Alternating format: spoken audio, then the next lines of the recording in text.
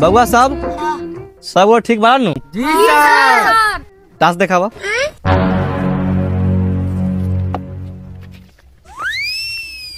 ला तो वो कलम, हमार कलम घर छूट गेल। ला अरे तो टास्क चेक करवाना ना हो का भेलो? सर जी मेरा कॉपी खत्म हो गया था तो आप बोले थे कि याद करके लाना। सुनाओ और कुछ सुनाओ। छ आकार तो छात्र छिनार छिनार ब। साला तेकन कहाँ छिनार लिखल है रे? सर आप ही तो बोले हैं। साला तेकन इनार लिखल है छिनार लिखल है यार।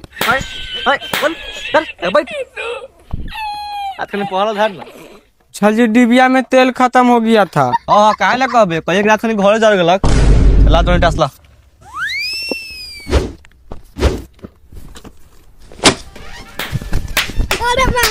साला तेकन